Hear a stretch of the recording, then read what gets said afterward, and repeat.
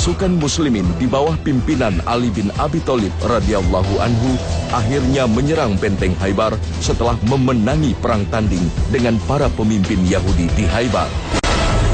Kaum Yahudi hanya melakukan perlawanan dari dalam benteng tanpa melakukan perlawanan di lapangan terbuka. Hingga akhirnya kaum muslimin berhasil mendobrak pertahanan terakhir kaum Yahudi di benteng-benteng kokoh di Khaybar, lembah Oasis, sekitar 150 km dari kota Madinah. Inilah perang yang kemudian dikenal dengan Perang Khaybar pada tahun 7 Hijriah. Perang Khaybar inilah yang kelak menjadi momentum dan semboyan kaum muslimin yang mematahkan mitos kekuatan dan kehebatan kaum Yahudi.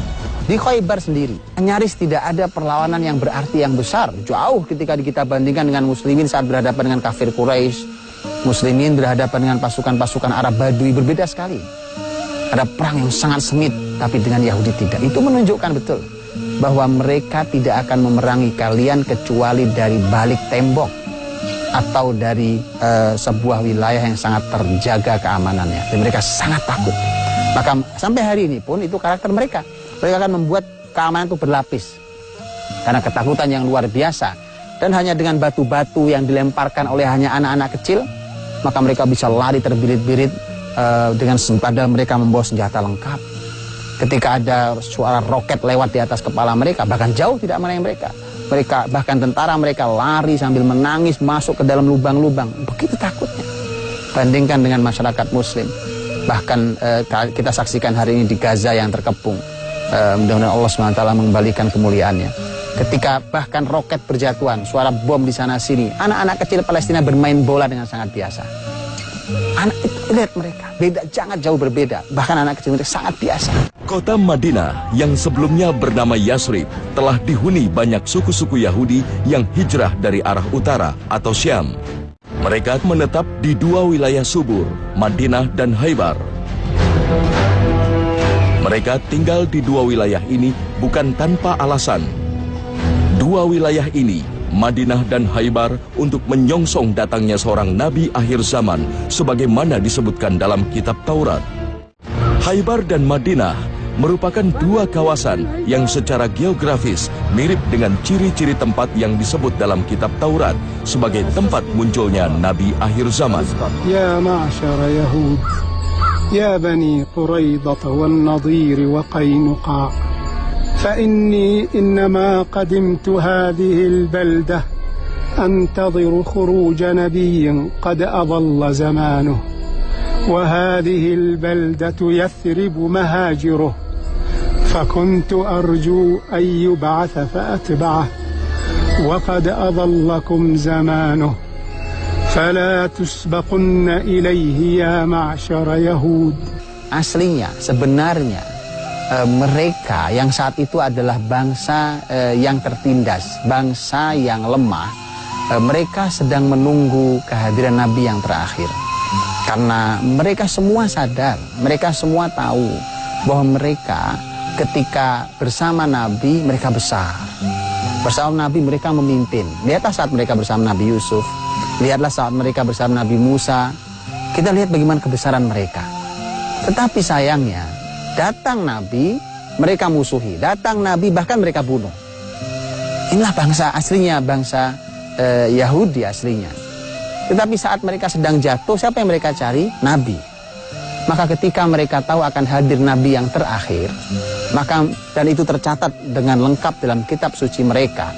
Ciri nabinya secara fisik bahkan secara akhlak, ciri tempat yang akan membesarkan dakwah nabi yang terakhir, maka mereka cari.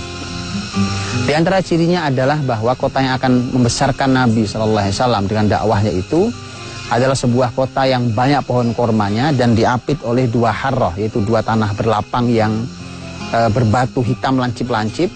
Dan oleh para ahli sejarah disebutkan bahwa kota yang seperti itu di Jazirah Arab ada dua. Yang satu Khaybar dan yang kedua adalah Madinah atau Yathrib dahulunya.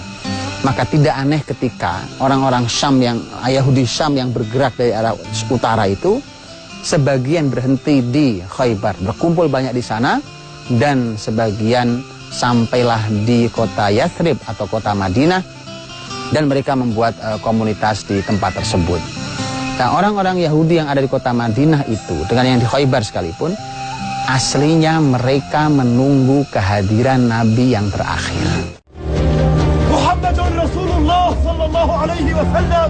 Namun saat Muhammad sallallahu alaihi wasallam diangkat menjadi Rasul utusan Allah di Mekah, lalu hijrah ke Madinah, kaum Yahudi Madinah justru mengingkarinya. Mereka tak lagi ingat akan tujuan kedatangan mereka ke Madinah dan Khaybar.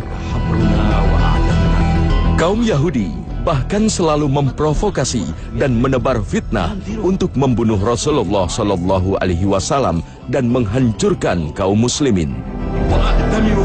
Sifat yang selalu membuat kerusakan dan kejahatan inilah yang diyakini sebagian penafsir sebagai kerusakan pertama dari dua kerusakan yang dilakukan kaum Yahudi seperti yang disebutkan Allah dalam surat Al-Isra ayat 4.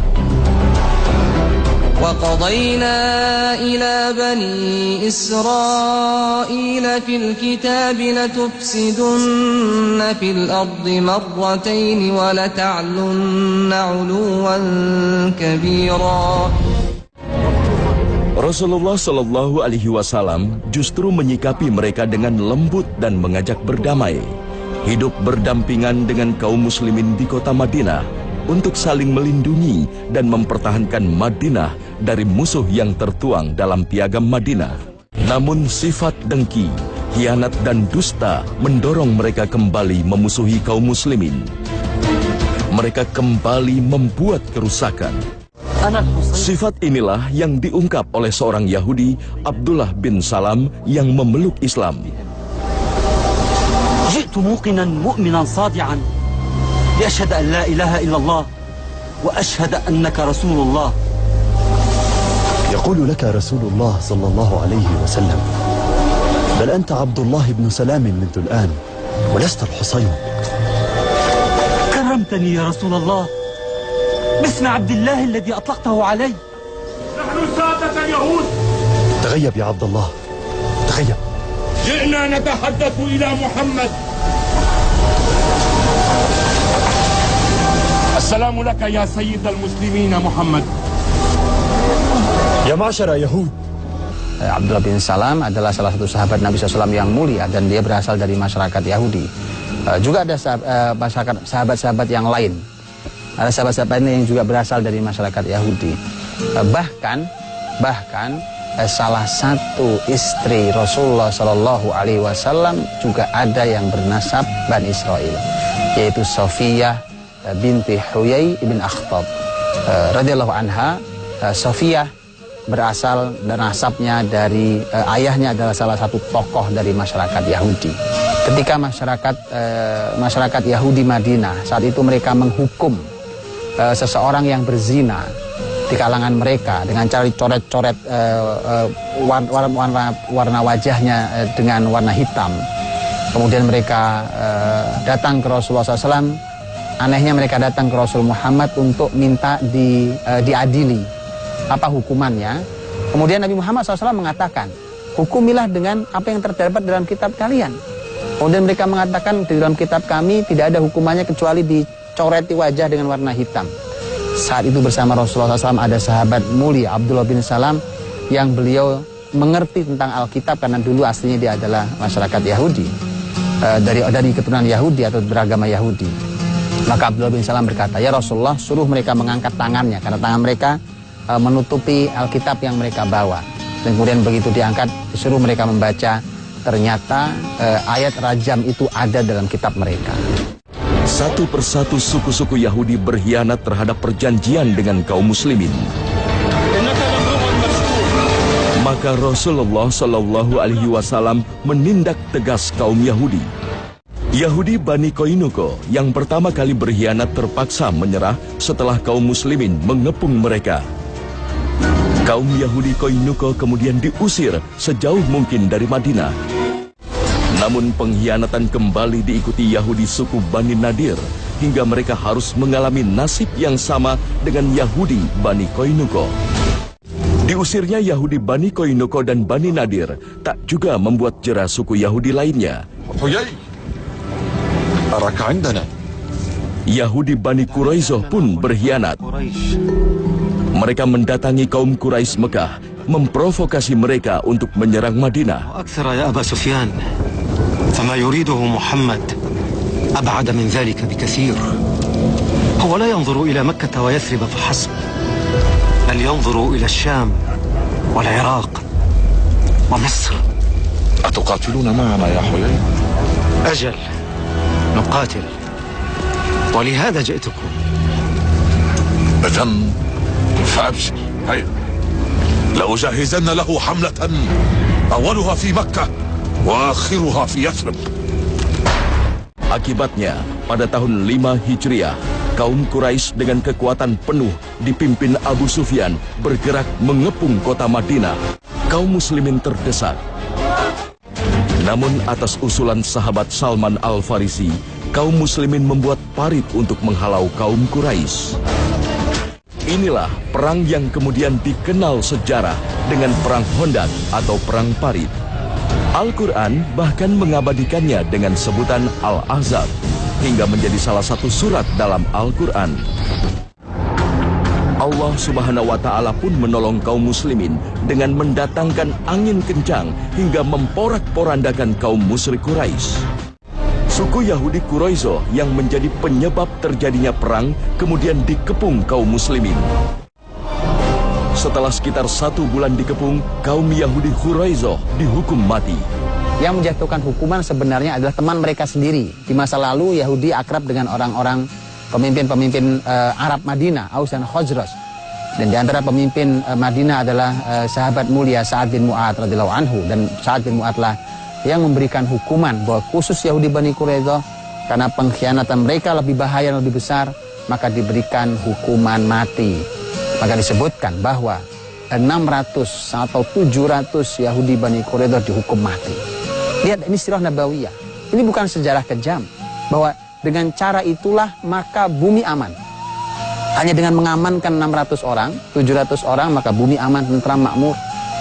Daripada kemudian kita hanya sekedar berbicara tentang masalah asasi manusia, kemudian tidak pernah nyaman kehidupan manusia, mana yang dipilih?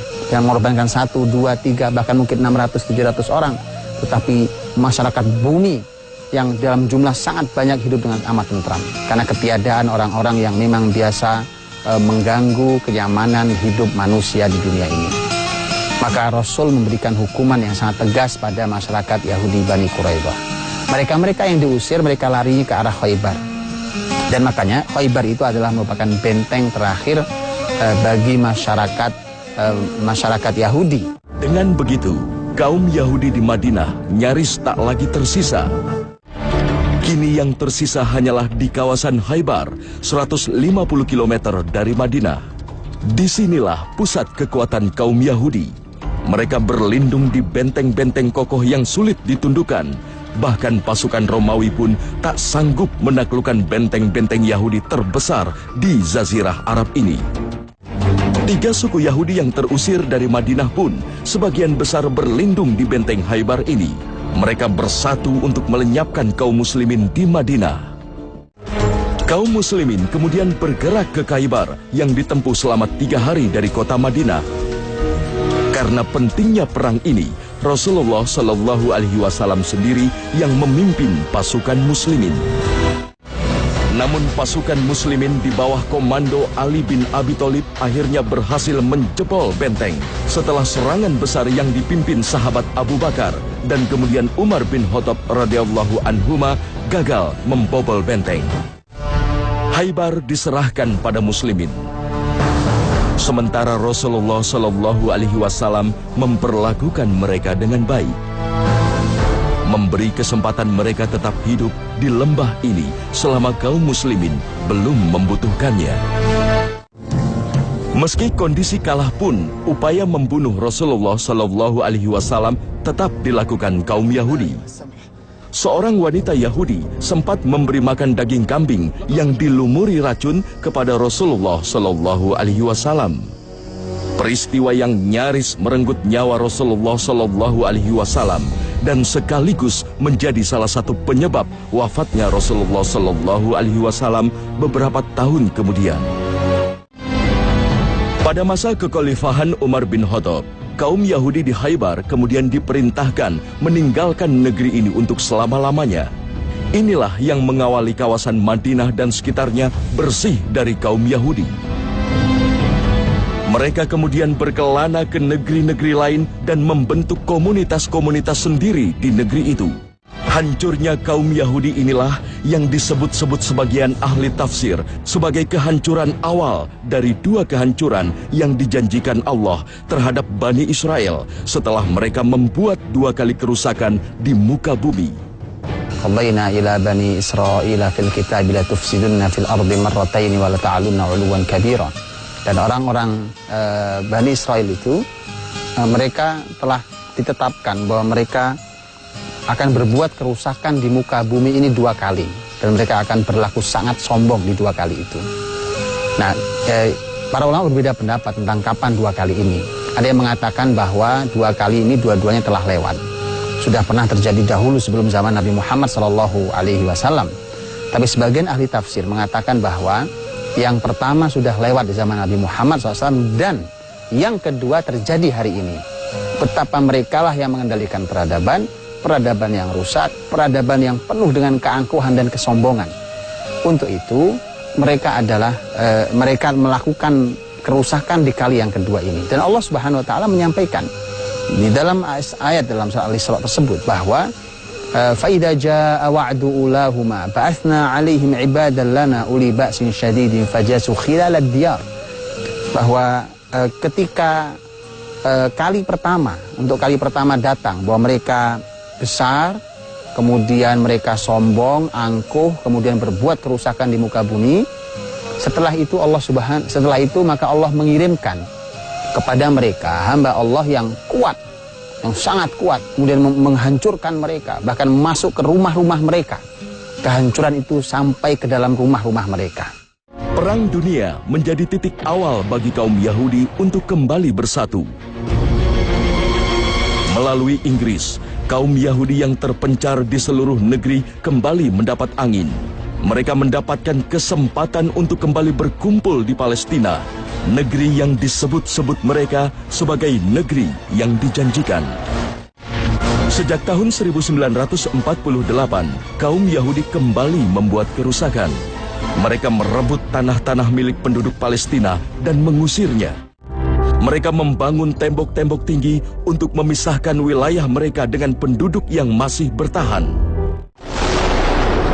Berbagai serangan terus dilancarkan ke kantong-kantong Palestina. Hingga kini, Palestina terus dihantui oleh tindakan-tindakan tidak manusiawi pihak Israel. Entah sampai kapan semua ini berlangsung, namun janji Allah pasti akan datang. Kehancuran kedua, sebagaimana dijanjikan Allah Subhanahu wa taala terhadap Bani Israel pada surat Al-Isra, pasti akan tiba. Janji bersyarat yang ditetapkan Allah Subhanahu wa taala kepada para hambanya.